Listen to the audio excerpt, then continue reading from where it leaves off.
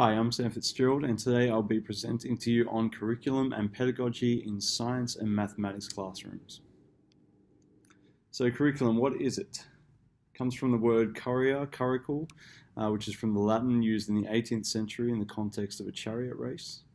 And how does this relate to our curriculum view today? That we lead students maybe on a set course or on a journey to learning. So the Australian curriculum was developed by ACARA, which is the Australian Curriculum and Reporting Authority. It's first released in December 2010 and comprises of three dimensions: its learning areas, its general capabilities, and cross-curriculum priorities. The learning areas of the Australian curriculum include English, mathematics, science, humanities and social sciences, the arts, technologies, health and physical education, and languages. The general capabilities of the Australian curriculum. These play a significant role in realising the goals set out in the Melbourne Declaration, and they're consistent with the 4 C's: critical thinking, collaboration, communication, and creativity.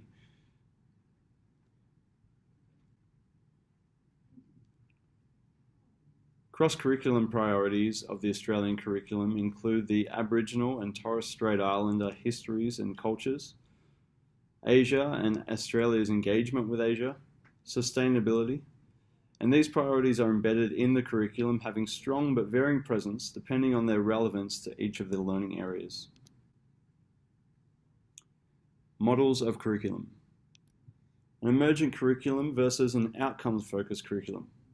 Churchill et al. Opens the ideas of an emergent curriculum and an outcomes-focused curriculum. Linking the Latin word chorea, meaning to run a set course, an emergent curriculum gives the idea that the course of the curriculum is not fully known on the outset. There is some truth in this, in that the curriculum must be flexible to the needs of every student. However, we also have a destination in mind.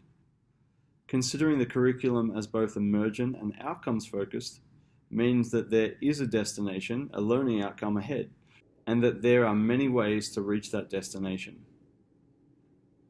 Our role then as teachers would be to act as a guide to direct students toward that destination as efficiently and effectively as possible. The path they all take may be a little bit different, and that's where we need to be flexible to differentiate the curriculum to cater for every student. Curriculum as praxis is defined in Churchill et al. As morally informed practice enacted by those who are self-aware and who draw on the morals and customs of their field. In reading on this, it comprised of 2 key elements: that in action and reflection that teachers need to possess as considering curriculum as praxis. All right, let's have a look at pedagogy. What is it? Pedagogy includes the planning, teaching, and assessing. And in essence, Churchill et al. States that curriculum is what you teach, and pedagogy involves how you teach and support student learning. But what about why we teach? Churchill et al. States that pedagogy defines who you are as a teacher. But I would argue that who we are as teachers is much deeper than what we do and how we do it. I'd say it flows outwardly from the core of why we teach, where our values, vision, and beliefs lie. Planning can involve micro-planning and macro-planning. Micro-planning would be like planning a lesson. Macro-planning might be planning a whole unit or a sequence of lessons. And to help with planning, the Australian curriculum has achievement standards and work examples that teachers can always go to as a resource.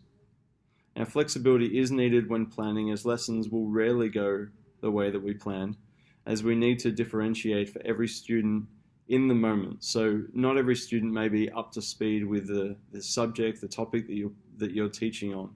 You need to be ready to change the planning to suit every student in the moment.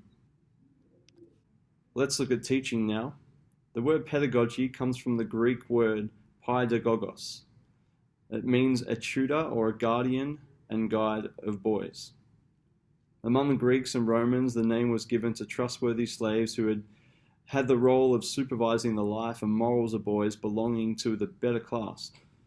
These boys in those days were not allowed to leave the house without them until they were recognized as men.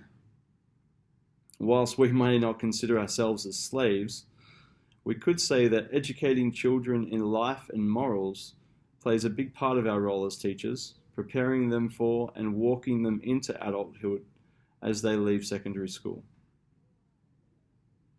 Churchill et al. Defines pedagogy as the practices that define our teaching. Assessment and reporting. We have assessment of learning, assessment for learning, and assessment as learning. Assessment of learning is a summative assessment, and it means the gathering of evidence of student learning to make judgment about students' achievements, objectives, goals, and standards for reporting purposes. A formative assessment as assessment for learning means the drawing on the inferences about student progress from observations and work samples to inform your future teaching. Assessment as learning is students reflecting on and monitoring their process to inform their future learning and your teaching. Okay, now we're going to have a look at curriculum and pedagogy in particular to science and mathematics.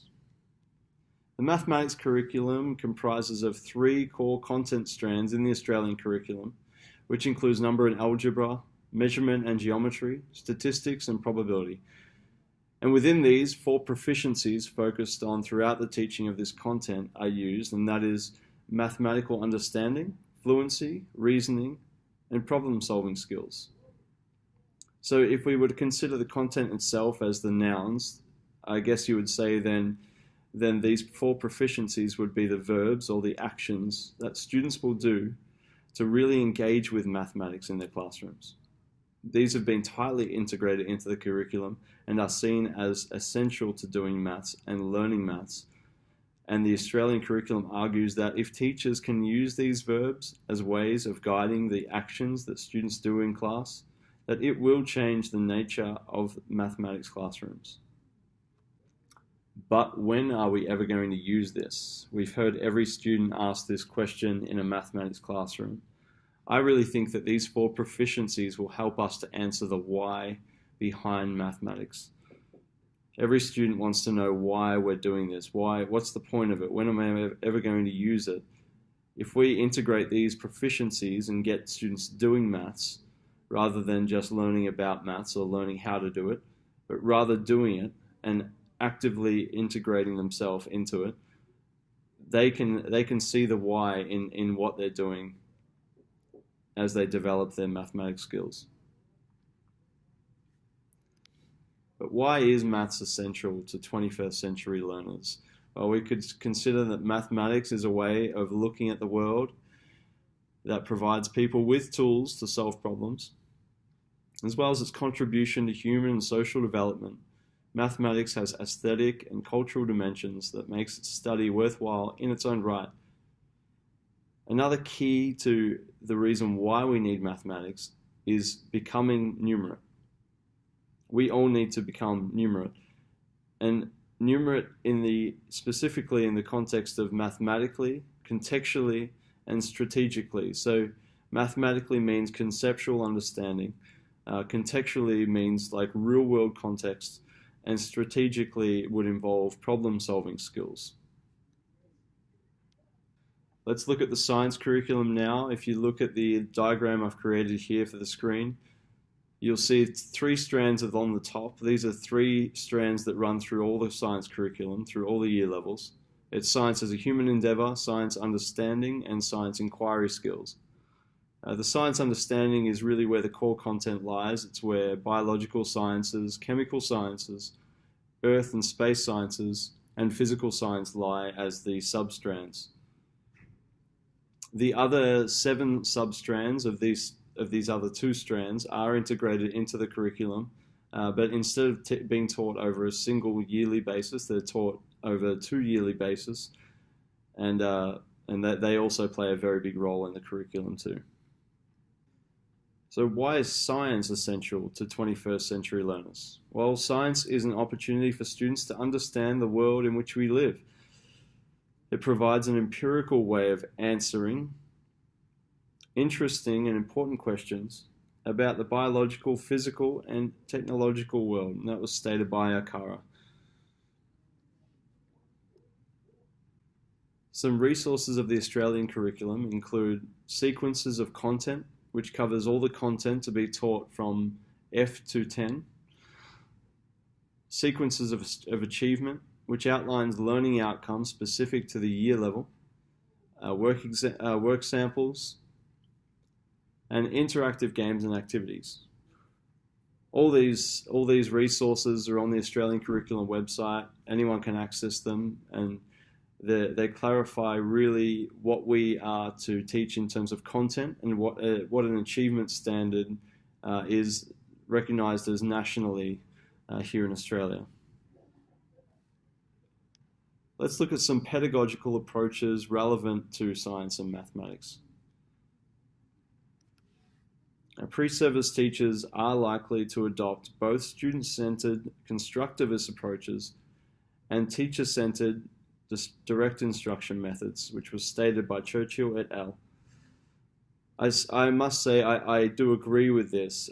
There's actually not really any other learning theory or approach to teaching that I think I would use as often as this one right here. And Churchill goes on to explain another way of looking at it as explicit instruction, having 5 phases: an orientation phase at first, where a teacher will do workings on the board and explain things. A presentation phase might be when a teacher goes through worked examples on the board. A structured practice would be where the teacher is working with students, and this would also be in guided practice too, where they would try their own problems, but the teacher would be working closely with them in class. And independent practice would be going away, and the students would try the problems at home and see how they go, and then come back to the teacher for advice afterwards. This, of course, would include, in my teaching, my personal teaching, it would include assessing student learning consistently and always on a weekly basis.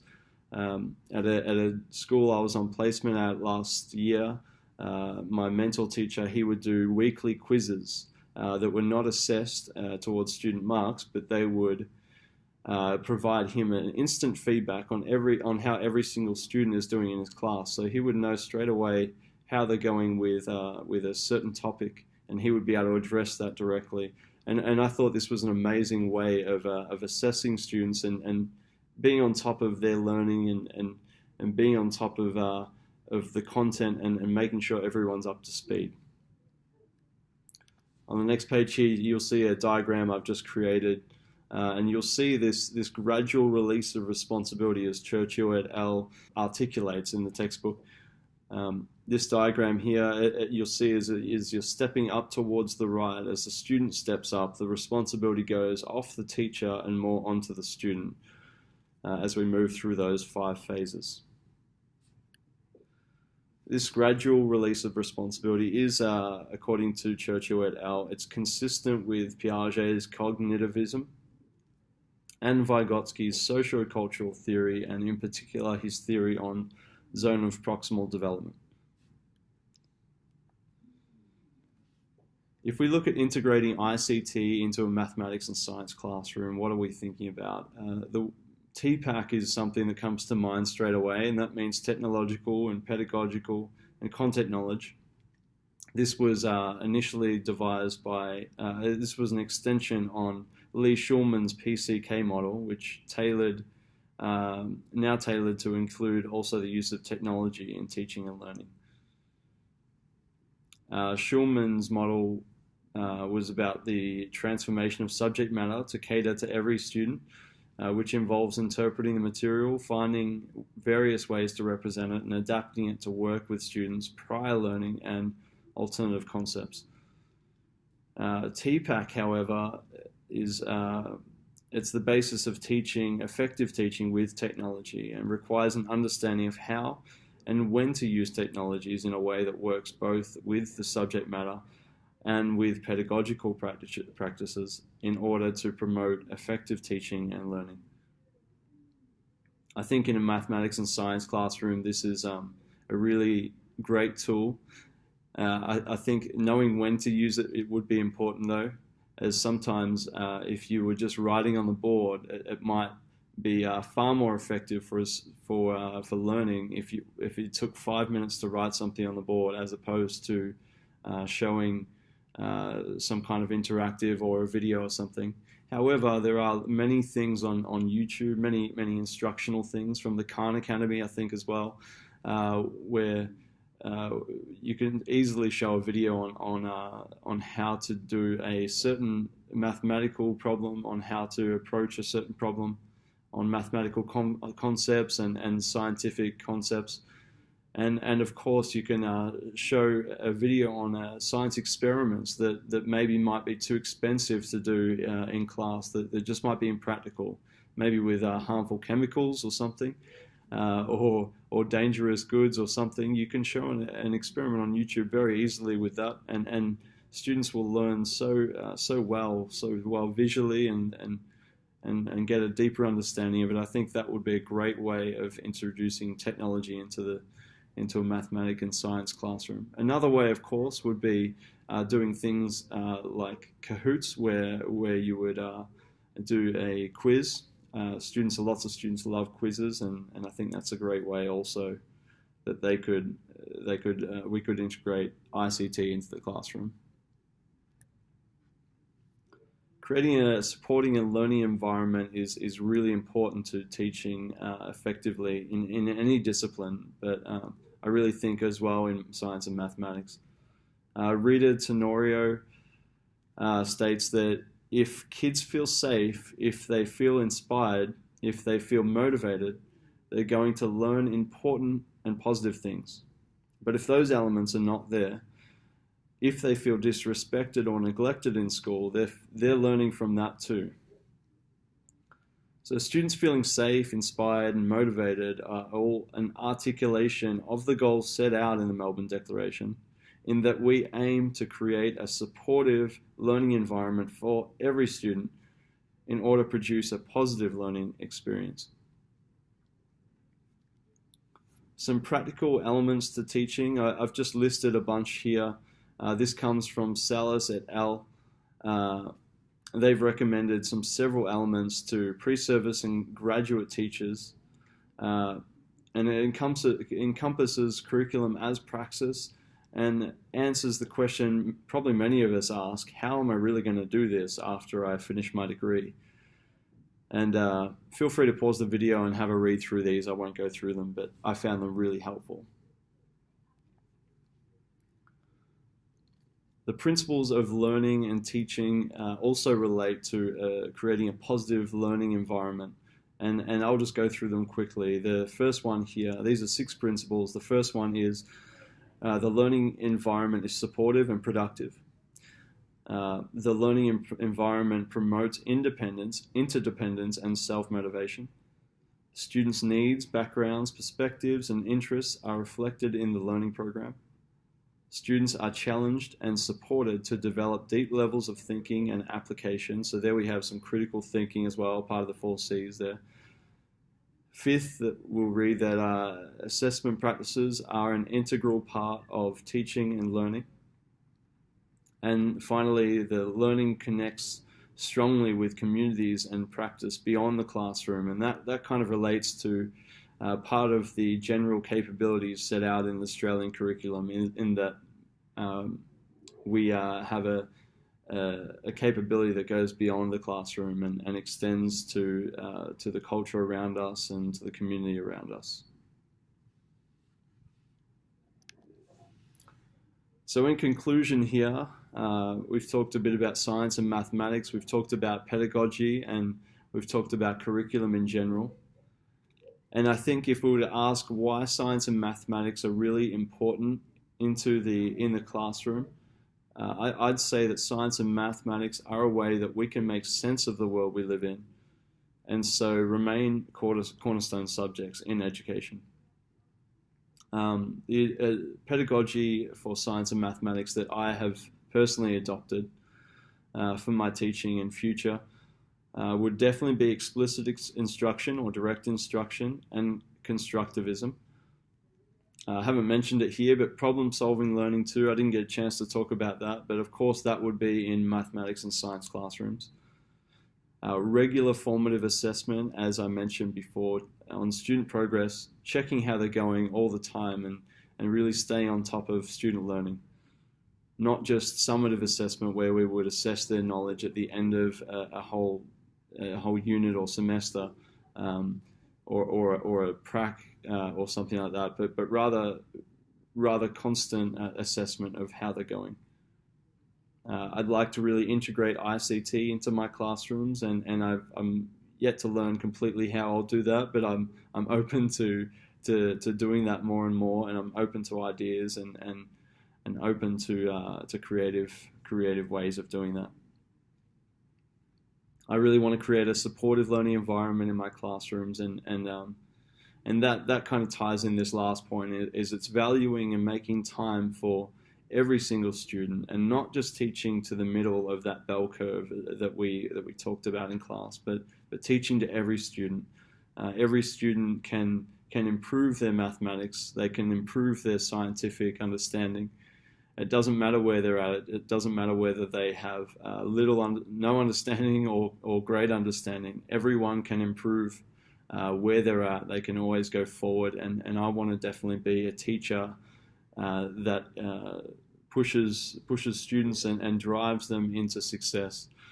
And I want to be remembered as a teacher that supported them, valued them, and most of all, had fun with them. Thanks for listening.